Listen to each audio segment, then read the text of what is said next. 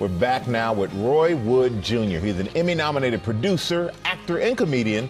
You'll know him from The Daily Show and his stand-up specials. Well, he's out with a new book now, The Man of Many Fathers, Roy Wood Jr. Welcome to GMA, man. Welcome back, by the way. Man. Good to see you. Good to see you, man. I ain't seen you since last month. I know. But you know, I love this book, man, A Man of Many Fathers. It's about men who help shape you. And you called it, this is life lessons disguised as a memoir. Yeah. Why is now the right time for you to write this?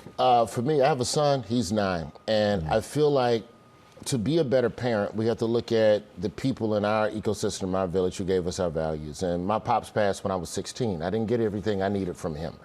And I look back and I reflect, and I got a lot of that from just different men. There were plenty of women in my life. My mom is still here, so I never innately sought out anything from women. I got it, but it was men where I always tended to gravitate towards. So I felt like now was the right time to write this book, because I really feel like if we stop and look at the people who made us, it can make us better people and make us better parents. And as you said, it's like some of this is not what we can traditionally consider like a father figure.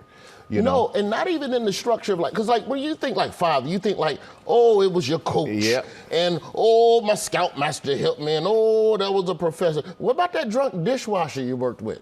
I'll be honest with you. Did he not mentor you a little bit? I had 2 that did for me. See what I'm saying? No, I did. I So really did. it could be a weird coworker. It's like, man, when I did stand up and I was on the road, I did day labor because I'm in town for 3-4 days in a row. So I would go get day jobs. And the men that I worked with on these construction hits, there was game that was given. And I feel like that's worth sharing with people and leaving something for my son so that he can piece together who he is.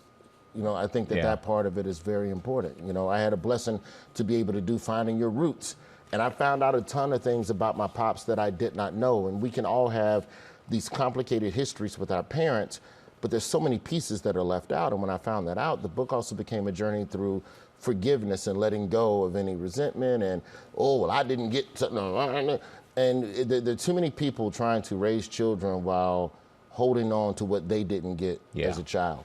You got to let that go if you're really going to move forward and be a great parent. You know, very well said, man. Couldn't say it any better.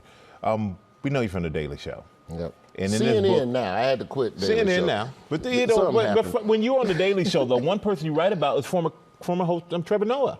That's the homie. Yeah, what did you learn from Trevor? That's the homie, man. Trevor's in the book. You know, watching and observing someone not from this country have to navigate our politics, and they show that a lot of people did not want him to host. And for him to never let anger permeate his mindset and his approach to anything. I don't know how you do it. Like, I talk to Trevor about once every other week. We check in. You know, Trevor be in different time zones. He's all over the place. You don't know where he at.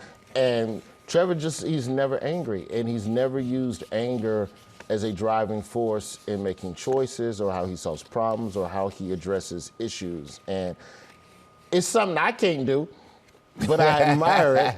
That's part of his magic, though. Yeah, but it gives you something to work at and understanding that. I think anger and frustration, focus is important. Anger can help you execute a solution. It cannot help you find one, in my opinion. Yeah. And you know, Trevor's one of those people that, you know, one of those fathers, if you will, that I learned that from. And you really have to sit back and reflect on it and go, oh, wow, you needed that calm to help guide us through a lot of crazy times in this country. All right, we have about 20 seconds here, but we saw a video of you making a special delivery here in New York City. Where your first stop of your tour was right here. How excited are you in a few seconds to be on a world tour now? You know, it is a blessing. Nationwide. It is a blessing to be on the tour, telling jokes all over the country, having conversations about this book. I want people to get this book and know that we are all the pieces of the people that have all touched us, man. And it's a blessing. I'm thankful. I'm glad you brought up those dishwashers. I remember my guys now, man. They really gave me a certain mindset. Some of mine really was on cocaine. Well, all right, it Roy. wasn't just alcohol. This is Good Morning America, but you know, we go. I'm just telling you. It's in the book. We'll talk about it. It's in the book. You gotta read the book, everybody. The Man of Many Fathers is available right now. Make sure you check it out, Roy Wood Jr. Thank you for being here, man.